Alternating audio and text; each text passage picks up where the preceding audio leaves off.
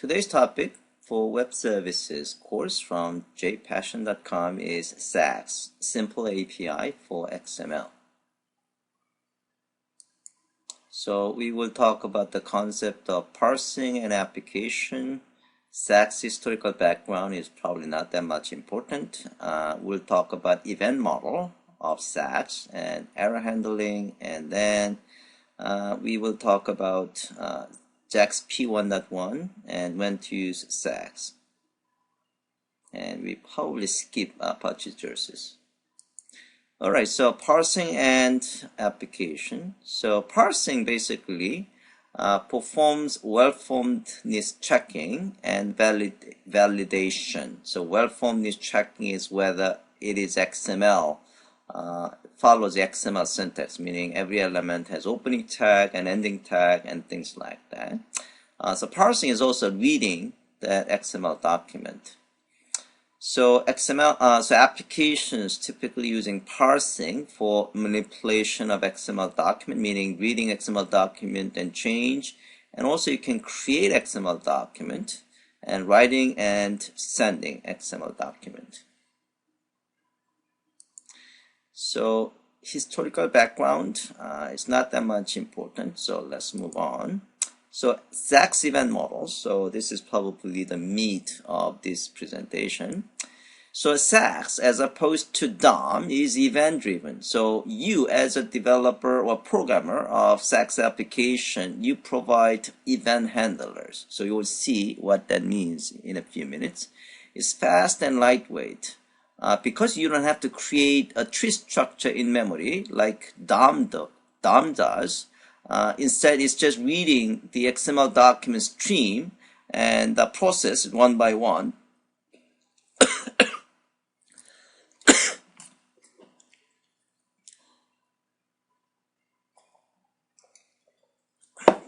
Oh, excuse me. Excuse me. Sorry about that. It's fast and lightweight because you don't have to create a tree structure in memory. It's sequential read access only, and so you cannot actually jump around. It's one-time access. Once you read an element, that is gone, and it does not support modification of document, just like a DOM lets you. Okay, so this is a SAX operational model. So SAX parser is reading XML document stream, and then parser will call your event handlers. It's basically generating an event. What that means is going to call your provider, event handler, which contains callback functions. And we'll see examples of that in a few minutes. Okay, so basically the API is a collection of Java interfaces and classes, and is inside the org XML SAX package. And interfaces, parser, and event handlers, and the XML reader and content handler. Those are the interfaces.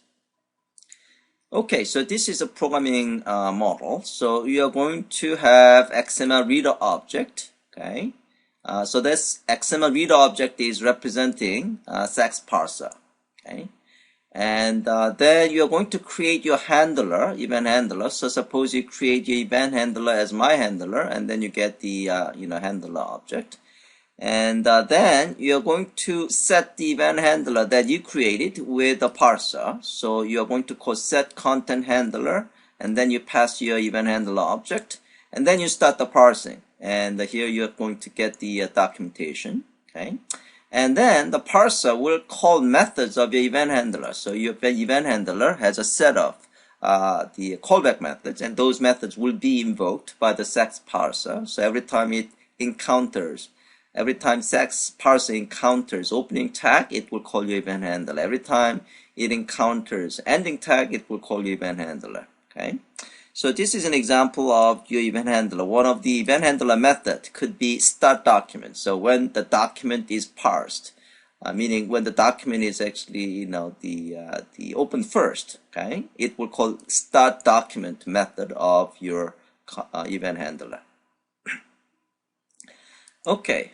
So XML reader is representing SAX parser. That's an interface, and it includes methods for registration of event handlers, just like you have seen here. You can actually call set content handler method, for example, and initiating parsing. So it does have a parse method for initiating parsing, parsing, and configuring features and properties. So you can actually turn validation on and off. Okay, so in most cases during the development you might want to have a validation on, and then in production environment you might want to actually turn off the validation for performance reason. So this is XML reader interface. So as you can see, you can so you have a parse method, okay, passing the input source object or string object. And then we have a bunch of setter methods. So here, let's see. Yeah, so this is important method, set content handler. So this is your callback handler object. And then you're going to call the set content handler method to register or associate your event handler with a parser. Okay, so moving forward. So concrete implementation instance bound to XML reader interface and had to be created before parsing, of course, and gets created using static method of create XML reader method of factory class. So you're going to call create XML reader method of this factory class to get default implementation instance of XML reader. Okay, so this is XML reader example again. So here you are going to call create XML reader and from the factory class, and then you got the parse object. So this is a SAX parser, okay, and then you're going to actually start the parse, right? Okay, and moving forward, setting features. So you can call set features method of XML reader interface, and then you can actually set general features, SAX features, and DOM features. So we're going to take a look at general features and SAX features. General features are like, the validation schema. So when true, turn on the XML schema support. And this one, continue after fatal error. So suppose there is a fatal error, you can actually, continue if you set this general feature to true, continue after fatal error, or if you set it to false, then once fatal error occurred, the parsing will be stopped. These are the SAX features. So validation. So if you set this one as a validation, then it will validate a document, meaning based on XML schema, for example. And namespace. When this feature when set true, this feature indicates that the start element and end element methods provide namespace URIs and local names for elements and attributes.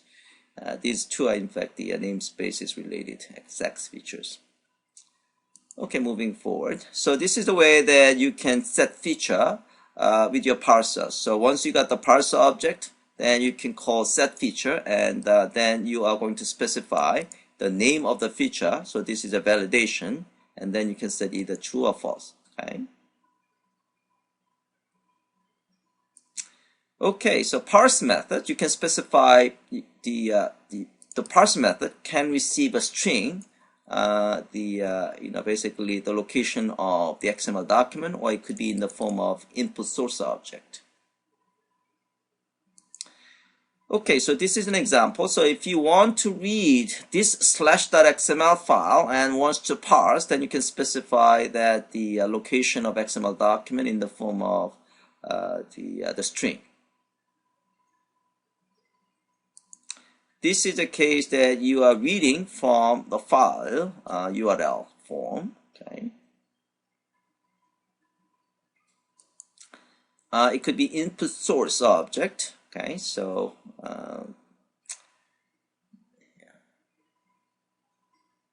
and the input source object could be system identifier, public identifier, byte stream, or character stream. Let's see. Okay, so moving forward. So these are probably more important than previous slide. Event handler. So event handler have various interfaces: content handler, error handler, DTD handler, and entity resolver and attributes. Okay. Now, the SAX package provides a utility class called the default handler. So default handler is basically containing a dummy callback method. Okay, so typically you're going to extend the default handler, then you're going to override only the methods that you have some processing logic. Okay, so default handler is utility class that already implements content handler, error handler, DTD handler, and entity resolver. So this is a content handler interface. So these are basically it contains a set of methods that you have to provide implementations, like a start method. So this start method will be invoked the first time the document, XML document, is read. So it gets invoked once. And document method gets invoked once as well when the document parsing is done. Start element will be invoked every time opening tag, opening element is encountered. End element callback method is invoked every time ending tag is encountered. So you can specify the namespace and the name of the element and the qualified name and attributes. Okay. Characters, every time characters are actually encountered. And you can see, the start element and end element is probably the most important the callback methods in this interface, content handler interface. Okay, so this is a rather complete code. So we get the parser object, okay, and once you got the parser object, you're going to create your own content handler object, okay. So content handlers, in this case, my content handler, we'll see example in the following slide, is probably extension of default handler, okay. Then you're going to set your handler with a parser by calling set content handler method. Then you're going to start parsing. Okay, so this is my content handler class implementing content handler. So instead of actually, extending default handler, in this case, I'm implementing content handler interface directly. So in this case, I'm basically providing all methods defined in content handler, like a start method. So in this example, I'm just kind of displaying, right?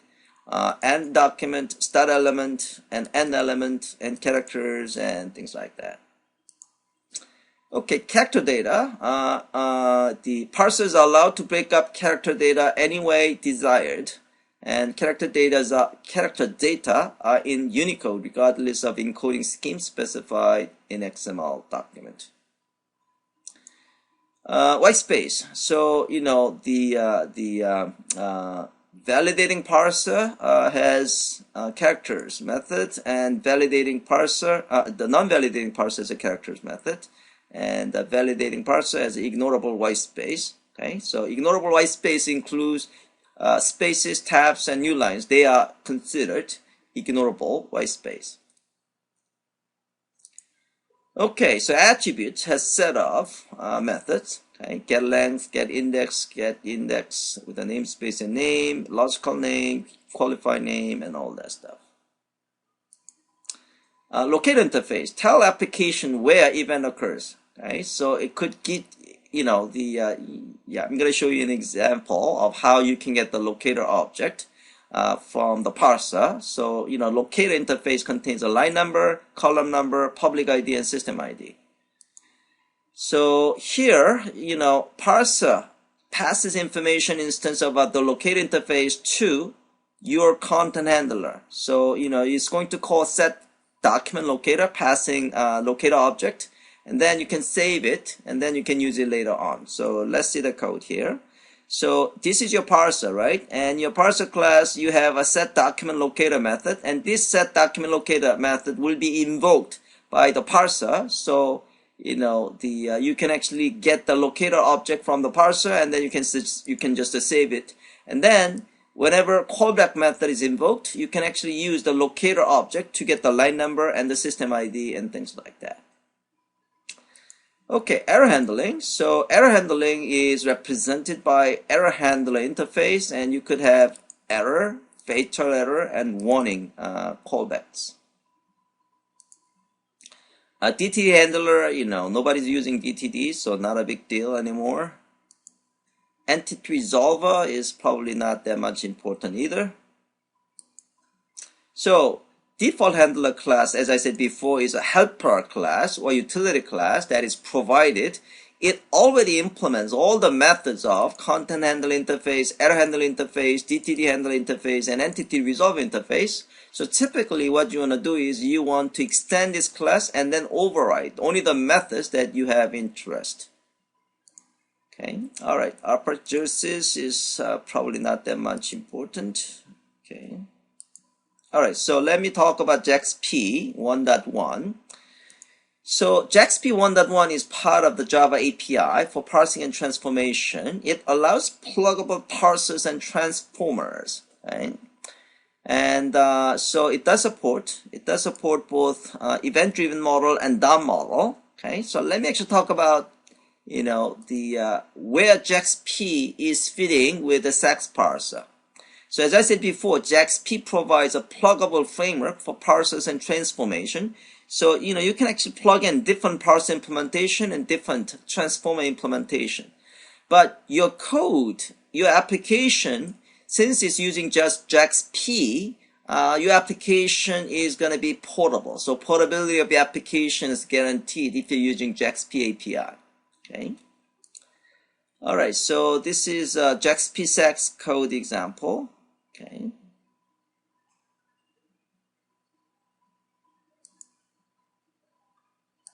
Let's see. Yeah, okay, so this is JAXP's. Yeah, so you basically SAX parser factory object, and you got the parser object, and then you call the parser. Let me actually explain where JAXP involved, JAXP is fitting. Hold a second. So let me actually move on to when to use SAX first. So benefits of using SAX, meaning the cases that you want to use a SAX as opposed to, for example, DOM is because it's simple, it's very fast. And it's useful when custom data structures are needed to model the XML document that can parse files of any size regardless of because without impacting memory usage, because it's just kind of reading a stream of the XML document one by one, meaning one element at a time. So it doesn't matter how big that the XML document is. On the other hand, as you will learn in DOM next presentation, DOM has to read the whole XML document, create a tree structure in memory. So it could be, if you do not have enough memory space, then it might not in fact work, okay, if you're using DOM. But on the other hand, SAX is, it doesn't matter how big the size of the XML document is. Can be used to gather subset of document information. Yes, I mean, if you're actually interested in the subset of the XML document, you just read the stream of XML document until you actually reach an element that you have an interest. Drawbacks of SAX, on the other hand, is that it's read-only access. Okay? You cannot write to your XML document. No random access to documents. So it's actually kind of one by one, sequential access only. Okay? And searching of document is not easy, meaning if you try to search an element in your XML document, it's not that easy. I mean, you have to read the whole thing, and then you have to actually keep track of those things yourself. Okay, in summary, let's see. Actually, I want to actually talk about JAXP a little bit. Okay, so let me just talk about JAXP. Yeah, so in JAXP, basically, I think I have a slide in DOM presentation next week. So the reason that JAXP was designed was because even though SAX APIs and DOM APIs are standardized, right? The actual code for getting a parser object was not standardized.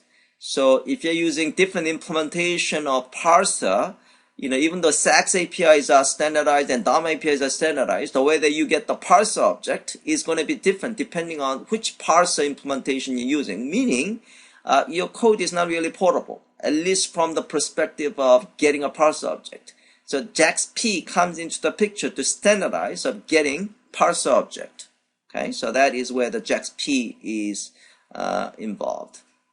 All right, so let me actually show you the sample documentation. So here, SAX and DOM. We're going to just work on just the SAX this week. Okay, SAX documentation.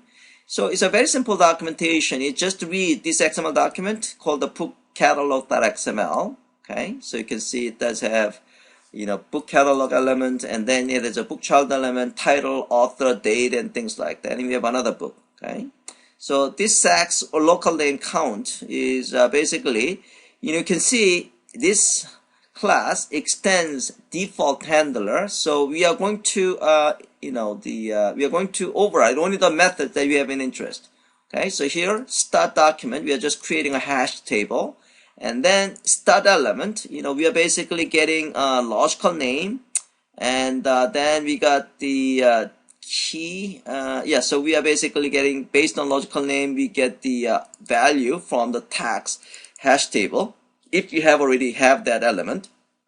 And if it is null, that means we don't have in that hash table, so we are adding that the the entry, and otherwise we are just increment the counter. So in this application, basically what we are doing is that we parse the XML document, and then we are just counting how many times a particular element is encountered. Okay, so that's basically this application is all about. End document is the parse. So basically get the keys enumeration, and then we just kind of display the all the elements and how many times it has occurred. Okay, and so that's pretty much it. So we are basically overriding only the start element and end start element. Three method we overrode.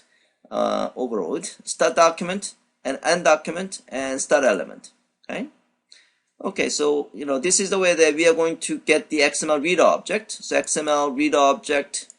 Okay, and then we are setting the content handler with our own implementation of the handler object, and then we also set the error handler, and then we are starting a parsing. Okay, all right. So when you run the application, so let's run the application. So this is actually I just run.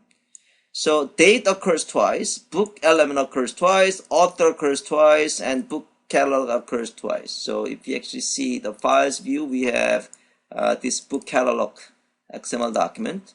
So you can see we have a date has happened twice, date and date. Okay.